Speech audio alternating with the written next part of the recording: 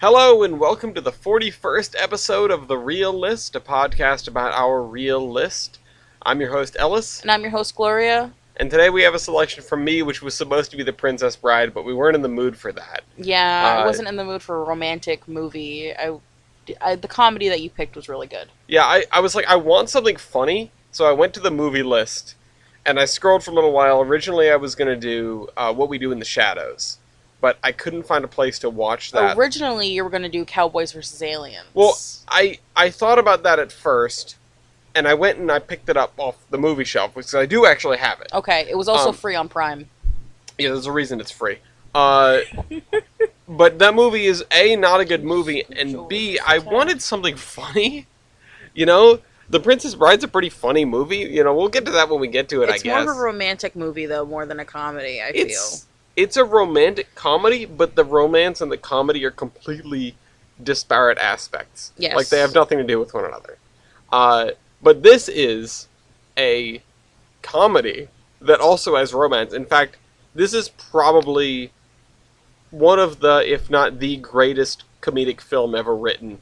And probably the movie that we have reviewed that has the most praise. Like, this has been ranked so extraordinarily highly. I mean, Airplane, it came out in 1980, which it dates itself with some of its jokes.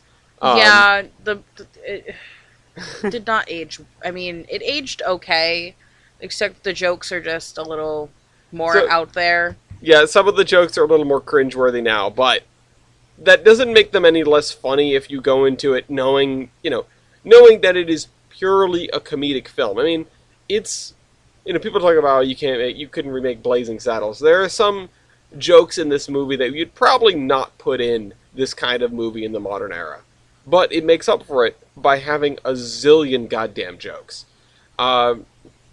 Directed by Jim Abrams, David Zucker, and Jerry Zucker. Written by the three of them. Produced by John Davidson. Starring Robert Hayes and Julie Haggerty. It's also starring a bunch of other people. Mostly people who had not previously been in comedic roles. They were picked because they wanted this to be a very... They wanted it to be a deadpan movie,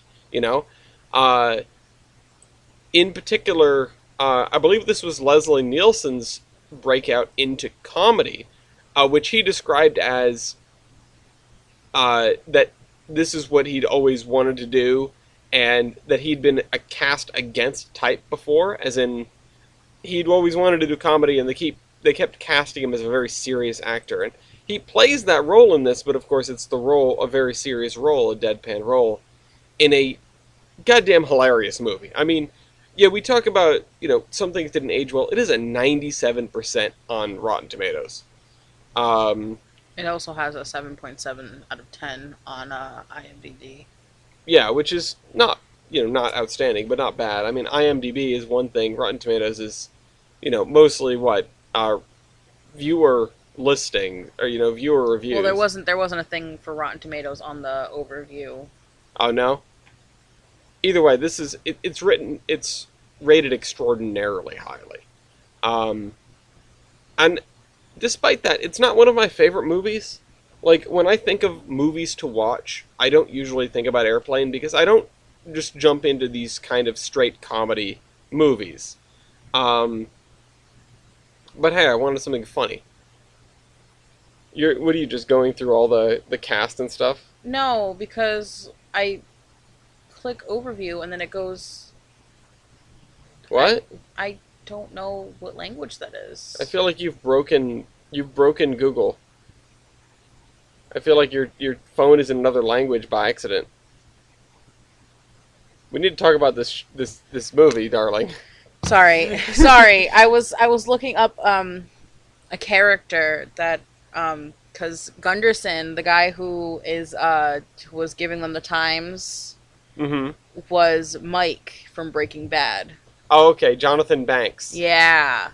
So that's interesting. Yeah, there are people here that show up in a lot of other stuff, but at the same time, these aren't necessarily huge name actors, at least not that we would know, aside from, I suppose, Leslie Nielsen, because of his career in comedy that followed this movie.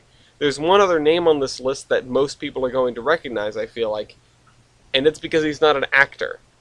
Because it's Kareem Abdul-Jabbar, who is cast as Roger Murdoch, but is recognized by the kid as Kareem Abdul-Jabbar. He's like, hey, I know you. The scenes with the, like, precocious kids in this movie are some of the funniest things. You said you recognized the one with the coffee. Oh, yeah, because that's an old meme. Yeah. I mean, you could call so many of the lines in this movie's old memes. I mean, they've been around, it's been 42 years since this movie came out, and they've been staples. I mean, how have you never heard someone say, I am serious and don't call me Shirley, before watching this movie? I am astonished that you haven't. That is something that's just in the vernacular of, like, everyone I know. I've never heard anybody say that before. Not enough of your family has seen Airplane, I guess. But you know what's weird is my dad has this on DVD and I've never watched it. Really? Yes. Does your dad have a big DVD collection? Yes. Okay, well that if your dad owned 10 DVDs and you hadn't seen this, that'd be a little bit more egregious than this massive collection you hadn't thought of watching Airplane. A movie that, on the face of it, it doesn't tell you very much, you know, on the cover. Like, you kind of get that it's a comedy. No, this gives me nightmares. What, the movie poster? Yes. It's okay, we're done. We made it off the plane. We made it to Memphis. It's okay, we're fine. But this actually, I was going to ask you, you know, generally, do you figure you need to know the source material before you get a kick out of a parody of it? What, of this? Or? Just in general. Like, if you're watching a parody of something, you want to know the thing that it's parodying, right? Yeah. This is a parody of a movie. This is a parody of a film called 0 Hour, which was made in, like, 1967 or something. 1957, actually. 0 Hour? Mm-hmm. Which is a very serious movie, which shares the same plot and central characters as this film. Except it's a spoof. Well, this is a spoof. Yeah, this is spoofing that. Almost exactly. Okay. And I think it shows its chaps as a comedy because you don't need to understand the source material at all. It just adds another layer of hilarity. I don't know. This movie, it was a good movie. Like, I'm not, like, gonna shit on the movie, but it was just, the jokes were a little tiring, and, like, it was just there was some sort of repetitiveness with the guy who worked in the tower, the one that was talking to them over the intercom. The old squadron commander, or yeah, Rex Kramer. No, not Rex Kramer. Oh no, who then? The Steve McCroskey. Okay. With the bit, I picked the wrong day to quit drinking. I quit the wrong day to quit smoking. I quit the wrong day to sniffing blue. Sniffing glue. Oh, sniffing glue. Not blue. I didn't the subtitles were on and I was not paying attention. Oh man, it's funny because that's another one of those things that's entered the common vernacular. I feel like I've heard so many people just say, like, oh, I picked the wrong day to stop, you know, fill in the blank. That and stewardess, I speak jive. See, that one's good. The little old lady who can speak jive. That I've heard. My mom will sometimes repeat that line at random. Yeah? Yeah. But this movie is just full of that stuff. It's either these ridiculous one-liners that you don't see coming, or they set up a joke with a random statement, and then you have about half a second for your brain to fill in what the gag is going to be. Mm-hmm. You said one of them out loud, and you got it backwards, which was when the stewardess comes in with the guitar and starts to sing. And you're like, oh, it's going to be terrible. And it turns out that she's this incredible singer and guitarist. Yeah, but she fucking unplugs that poor girl's IV. Twice! And the first time, the mother didn't even notice, as she's sitting there holding on for your dear life, trying to figure out how to put her own IV back in. And then the second time, the mother notices, and then she's, like, on top of her daughter, like... doing chest compressions. Like, come back! It's just nonstop. And they don't... one of the first gags in this movie is them putting the plane through the wall of the building. Oh yeah. Because the guy was the airfieldman was like motioning to his coworker, like, "Oh, over there," and the plane turns to the right, and then crashes. he realizes at the last minute that he fucked up. Yeah, and it puts on the gas there, and it does not stop. Yeah, no, this movie is just the king of gags and running gags, like the guy in the taxi we keep coming back to, or that's where you first meet Ted Stryker. Yes, or the people killing themselves while listening to Stryker's stories. That poor old lady. Which, yeah. I was not expecting that when they were done doing the flashback. I was not expecting her to be hanging there. But then again, I kind of spoiled it because I was looking at the cast list and the old lady was labeled hanging lady, and I was like, wait a minute, hanging lady? What are you talking about? And then they came back from the flashback, and I was like, oh. We've each done that at least once now, because I spoiled who Doom Guy was in Doom by reading the cast list. You go back and watch that episode for a movie that Gloria put up that I had some things to say about. But what the hell was I about to say? Oh, right. And you never see that woman again, because this movie, for all of its ridiculousness, shares its own internal logic. It doesn't forget anything that's happened. Nothing is a passing gag that has no consequence. Mm-hmm. Everything, they come back to everything, just about. From the guy in the taxi to, the people killing themselves in the flight to, the guy, I picked the wrong day to, and he slowly becomes more intoxicated and loses his mind and jumps out of the tower. Yeah, I can't think of anything that is... there are things that they don't necessarily expound on, but nothing that they go back on.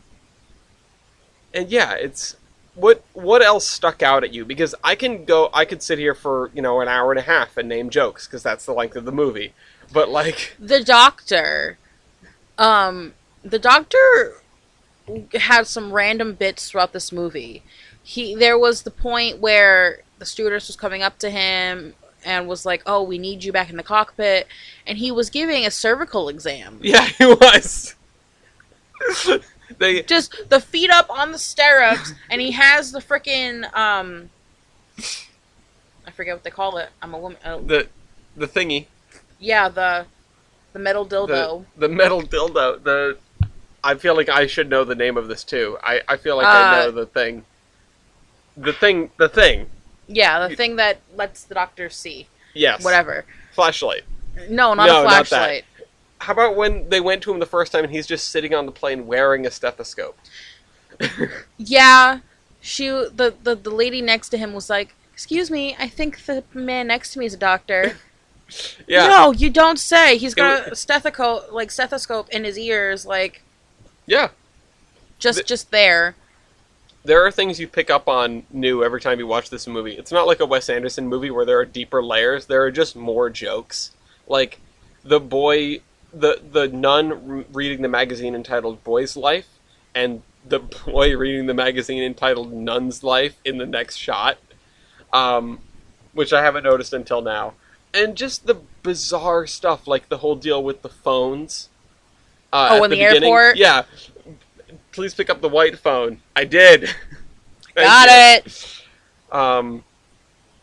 Picking up the wrong phone and the operating telling him wrong phone. It's just also the bit with Roger with Clarence over, and then Kareem over. What's our vector, Victor? Roger.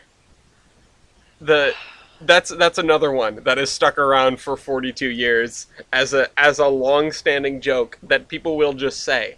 That people will just say to the point where it's in, like you say it to someone or you say it to a group of people and there will be at least one person who gets it. Every time without fail. I'm gonna be so honest with you. The two monks that went on in the beginning, when I thought that this movie was going to turn very south very fast. Do you think the monks were going to hijack the plane or something? I That's stereotyping, Mother, and I don't do it. No, you get you get that vibe from them once you first meet them, though. Like if you're first time seeing this movie and you don't know it's a comedy, yeah. like the way they enter the airport, the way they just brush off the people that are like, oh, here's a flower for the, what was it, Jesus I Christ have no Communications idea. or whatever. Something like that. Jesus Christ Communications? Yeah, they just merged with AT&T. That's what I thought they said. It's something like that. And they were like, we already paid at the office. And I'm like, this is suspicious. Yeah, well, I don't like this one bit. you have these two guys that are randomly given the spotlight, and that, they don't go away. They're there for the whole movie. Yes, they're on the plane. In any other movie, they would be important characters, but they're just there to be two characters that they do for gags. Also, the crash positions, just everybody, like... Yeah, everyone gets in the positions they would be in after a crash. It's the crash positions. That's normal. Let's talk about the inside of this plane first of all. Why? What about it? What's wrong with the plane? It's not even... There's certain seats, certain rows that are 2-seaters, and then there's certain places that are 3-seaters. That's not unusual. I mean, the plane we were on had all 3-seaters. Yeah, well, the plane we were on didn't... Well, actually, up in first class, it was 2-seaters. But having a row, like 2 and then 3 on the other side is actually fairly... I mean, it's not common, but it does happen in commercial airliners. And then we have the baggage thing. Oh, yeah, no doors. No doors on those. Just sitting up there, and then whenever the plane will go through turbulence, things will just fall on people, and it'll be like, that's so unsafe. Yeah. The model of the plane changes depending on the shot of the film. And also, propeller planes and jet planes sound different. What is the background noise for this entire film? Not a jet plane. A propeller plane? Yeah. The background sound for the entire film is a propeller plane. What about the scene where they have to go get Captain Kramer, and they're just driving and they run over the guy on the bike? Yeah, they run over the guy on the bike. They're also... They're like all over the road as well. Like, did you notice that? That Yeah. They're just all over, swerving all over the road? Well, do you notice in a lot of old movies, when they show driving scenes, the driver, driving scenes where the background is cut in and not real, the driver is usually, like, moving the wheel a lot more than the background is. This was the opposite. He was holding the wheel perfectly steady and the background was all over the place. It's, again, everything in this movie is a joke. Every single thing. Like, how much did you think of the song selection in the dance scene when he meets the love of his life? I mean, it was not an appropriate choice. Right.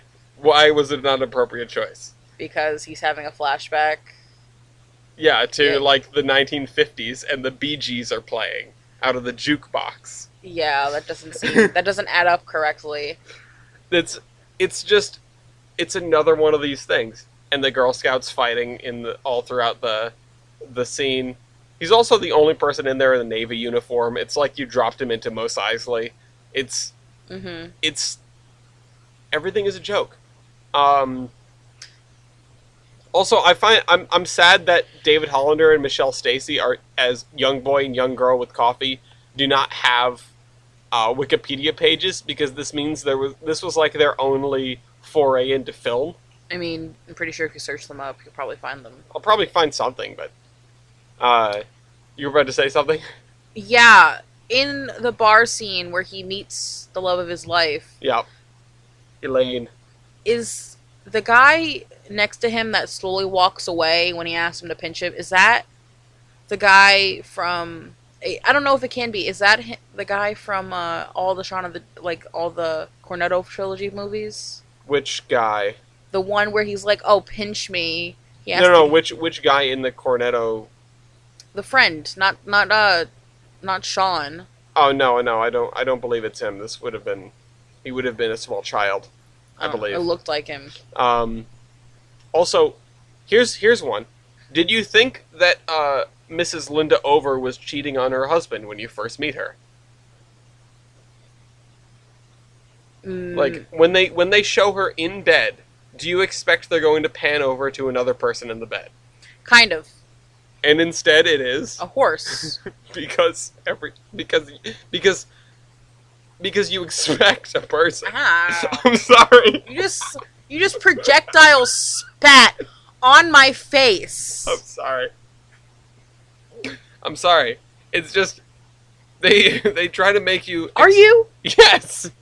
They try to make you expect a joke, and then they try to outdo that joke as fast as possible. I mean, none of the jokes really landed with me. I mean, you were dying over there, but it's just. I mean, some of them were landing, and then some of them weren't. Like, I don't know. I guess it's just. It's an absurd movie. I'm sorry. I don't know if didn't it's get the form. laughs. I don't know if it's like that form factor of you have to like really understand the joke.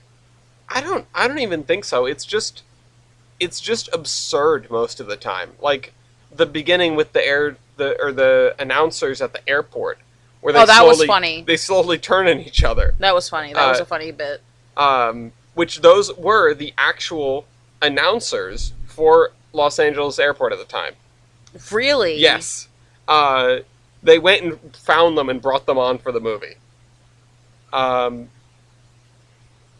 yeah, no, I don't know. I'm sad you didn't get as much of a kick out of it as I did. It is very highly regarded, and also I do think this movie is just, again, as far as jokes per minute, it's nonstop. You don't get a breath. You don't get a break. You barely get a serious moment, and yet the whole film is a serious plot. Mm-hmm. Like, this is a film that is hilarious in part because it takes itself seriously and isn't bad for it. Like, it's not a serious movie or a movie that tries to take itself seriously and you laugh at it because it's bad. It's a movie that tries very hard and succeeds at taking itself seriously, but also has a joke every 30 seconds. And it's either like, it's either stuff that wraps around like jokes that you see 3 and 4 times, or a one-liner that is literally going to be remembered for 50 years. I also like the stewardess having like a midlife crisis. Yeah, and I've never been married, and then the woman comes in, but at least I have a husband. See, I feel like the jokes that you laughed at, if they were in a normal movie, that would be an acceptable amount of laughs. Yeah.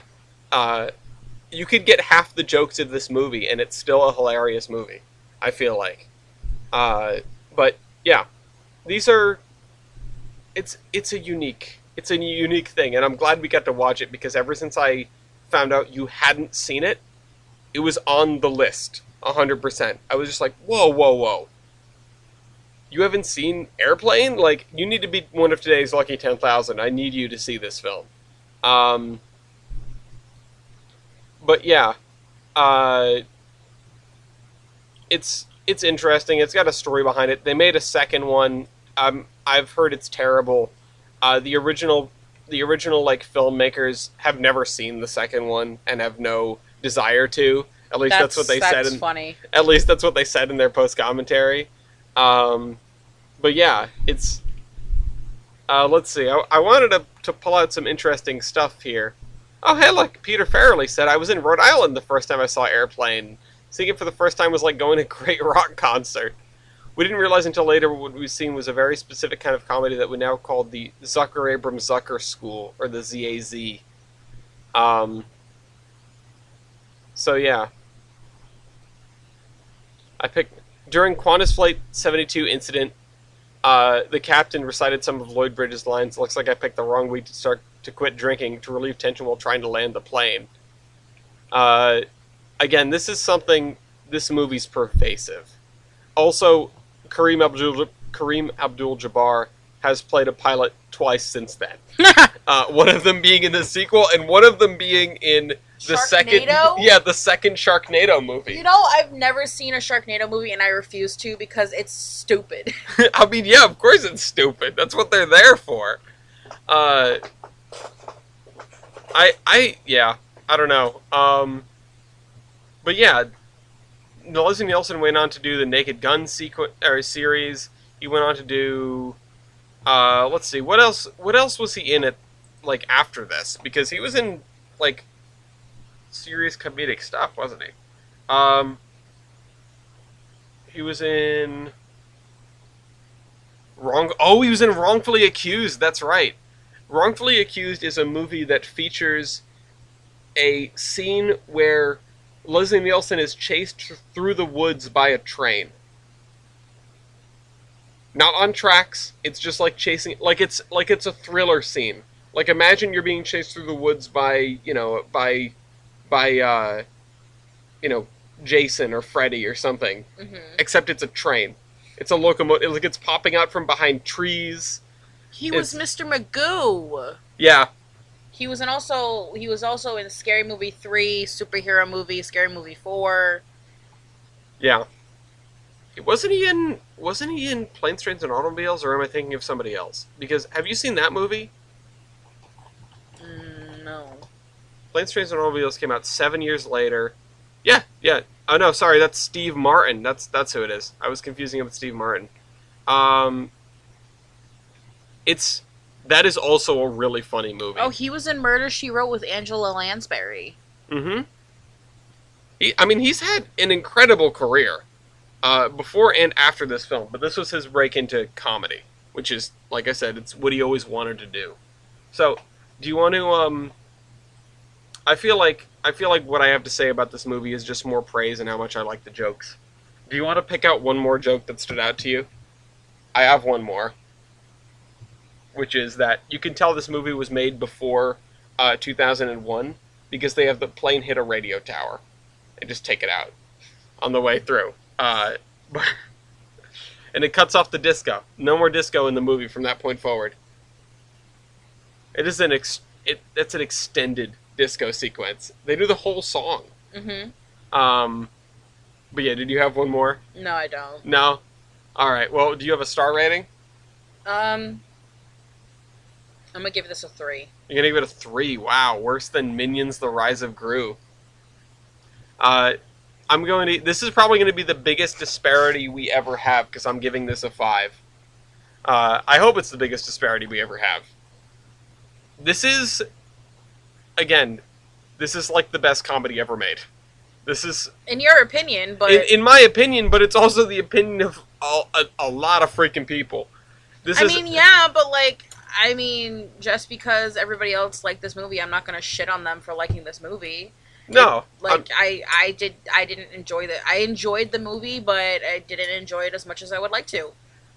What's a funnier movie than this to you? Funnier movie? Yeah. Oh man,